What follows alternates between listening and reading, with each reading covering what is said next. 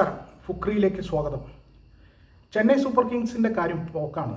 കാരണം IPL ഇനി അങ്ങോട്ട് മുന്നോട്ട് പോകുക വളരെ ബുദ്ധിമുട്ടാണ്. ഇനി ഒരു കളിയേ ഉള്ളൂ, 12 പോയിൻ്റേ ഉള്ളൂ. ഇനി ഒരു കളി ജയിച്ചാലും 14 പോയിൻ്റേ വരുള്ളൂ. അവരുടെ നെറ്റ് റൺ റേറ്റ് വളരെ മോശമാണ്. ഇന്നലെ സൺറൈസേഴ്സ് ഹൈദരാബാദിനെതിരെ തോറ്റതോടുകൂടി കാര്യങ്ങൾക്ക് ഏതാണ്ട് ഒരു തീരുമാനം. ഇനി വെറുതെ പ്രതീക്ഷ വെച്ച് പുലർത്താമെന്നേ ഉള്ളൂ. സാങ്കേതികമായ സാധ്യതകളുണ്ടെന്നേ ഉള്ളൂ. ആദ്യത്തെ 3 ടീമിനെ തീരുമാനിക്കപ്പെട്ട് കഴിഞ്ഞു. പ്ലേ ഓഫിൽ ആദ്യത്തെ 3 ടീം അവരുടെ സാന്നിധ്യം ഉറപ്പിച്ചു കഴിഞ്ഞു. സൺറൈസേഴ്സ് ഹൈദരാബാദും RCBയും ഗുജറാത്ത് ടൈറ്റൻസും. ആ 3 ടീം പ്ലേ ഓഫ് ഉറപ്പിച്ചു കഴിഞ്ഞു. ഇനി 4ാമത്തെ ഒരേ ഒരു സ്ഥാനമാണുള്ളത്. അതിന് ചെന്നൈ ഉണ്ട്, രാജസ്ഥാൻ റോയൽസ് ഉണ്ട്, ഡൽഹി ക്യാപിറ്റൽസ് ഉണ്ട്, കൊൽക്കത്ത നൈറ്റ് റൈഡേഴ്സ് ഉണ്ട്, പഞ്ചാബ് കിങ്സ് ഉണ്ട്. പഞ്ചാബ് കിങ്സിന് 13 പോയിൻ്റ് ഉണ്ട്, ഒരു കളിയും കൂടി ബാക്കിയുണ്ട്. അവർ ജയിച്ചാൽ 15 പോയിൻ്റ് ആവും, അവർ കയറും. അതല്ല, രാജസ്ഥാൻ റോയൽസിന് 12 കളി കഴിഞ്ഞിട്ടുള്ളൂ, അവർക്ക് 12 പോയിൻ്റ് ഉണ്ട്, 2 കളിയും ഉണ്ട്. 2 കളിയും ജയിച്ചാൽ 16 പോയിൻ്റ് ആയിട്ട് പഞ്ചാബിനെ തള്ളി അവർ കയറും.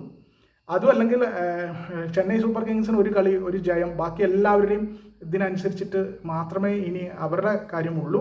ഡൽഹി ക്യാപിറ്റൽസിന് ഇത് തന്നെയാണ് അവസ്ഥ. പിന്നെ കൊൽക്കത്ത നൈറ്റ് റൈഡേഴ്സിന് 2 കളിയുണ്ട്, 2 കളിയും കൂടി ജയിച്ച് കഴിഞ്ഞാൽ 15 പോയിൻ്റ് കിട്ടും. അപ്പോൾ അവർക്കും നല്ല സാധ്യതയുണ്ട്.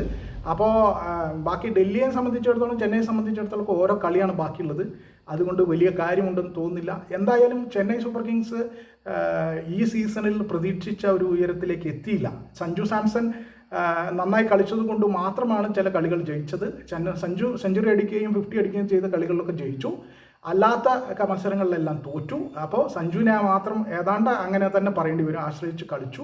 ഒരു കളിയെ മറ്റേ ഉർവിൽ പട്ടേൽ കളിച്ചു. ബാക്കി എല്ലാ അർത്ഥത്തിലും തീരെ മോശമായിരുന്നു ചെന്നൈ സൂപ്പർ കിങ്സിൻ്റെ അവസ്ഥ എന്ന് പറയാതെ വയ്യ. എന്തായാലും ചെന്നൈ ഇത്തവണ നിരാശയോടെ തന്നെ ഈ സീസൺ അവസാനിപ്പിക്കാനാണ് സാധ്യത.